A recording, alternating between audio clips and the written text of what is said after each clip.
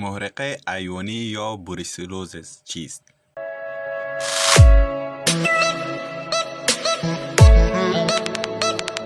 محرقه ایونی یکی از امراض مشترک بین انسانها و حیوانات است. زونوسیس یاد می شود و توسط باکتریا به نام بروسیلا به وجود می آید. این مرض کشف شده از حیوانات به انسانها و برعکس آن می باشد.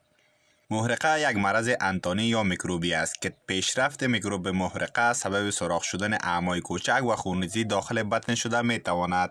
تب محرقه نوع میکروب تب است که به صورت متداوم به وجود می آید. این تب از جهت برای اطفال خطرناک است که آنها از مقاومت پایین برخوردارند. میکروبی که باعث پیدایش بیماری محرقه می شود از طریق ذیل انتقال می کند. آبهای ناپاک، مواد فاضله بیماران، مگس، گرد و خاک، مواد خوراکی منتن. مادر از مصاب شدن طفل 5 سالش به محرقه می گوید. بیماری وی با تب شدید و اسهال و استفراغ همراه بود. حتی حواسش را از دست داده بود، به محرقه مصاب شده بود. میکروب محرقه نخست در اعماق کوچک جا گرفته بود، بعد شامل سیستم خون می شود که برای تمام اعضای بدن خطرناک بوده می تواند.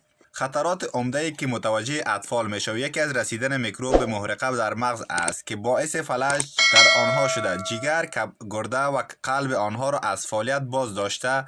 علائم بیماری محرقه: دانه های بخار، سردردی، استفراغ، اسهال، سرگیچی. وقتی کسی محرقه شد بخارهای زیاد روی شکمش و سینه‌اش میبراید که سردردی شدید، استفراغ، اسهال، بی‌اشتهایی و سرگیچی را همراه دارد. علائم محرقه در اطفال طور است که تب از طرف صبح کم و بعد از چاش بیشتر و متداوم می باشد. در چنین حال زبان بار سفید برداشته و در شکم مریض بندیدگی به وجود می آید. چنین حالت نباید به تداوی خانگی اکتفا کرد، بلکه مطابق هدایت دکتر دوا تطبیق شود، چون محرقه ساری است و به سادگی از یک شخص به دیگر انتقال یافته می تواند. باید ظرف مریض را جدا داشت. والدین باید قبل از گرفتن غذا و پس از رفع حاجت دستهای اطفالشان را با آب و صابون بشوید، زیرا بهترین وقایع محرقه و سایر امراض مراعات حفظ الصحه در خانواده و جلوگیری از مگس می باشد. شوربای ترکاری: در دوران بیماری گرفتن غذاهای سبک و مایعات و رعایت حفظ الصحه ضروری است. به همین ترتیب ترکاری و سبزیجات باید با نمک یا کلوری شسته شود.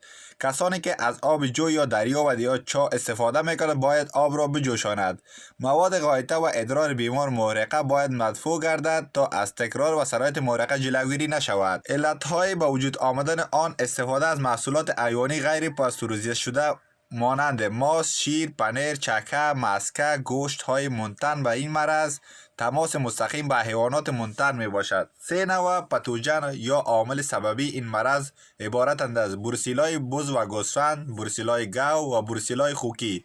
در کشور عزیز ما افغانستان خوشبختانه نوع خوکی آن وجود ندارد و 2 نوع دیگر آن وجود دارد. اعراض این مرض: تب، لرزه، کسالت، بیقراری، بی‌اشتهایی، باختن وزن می باشد و در صورتی که پیشرفته شود باعث ضخامت عقدات لنفاوی و بزرگ شدن تعال و جگر می شود.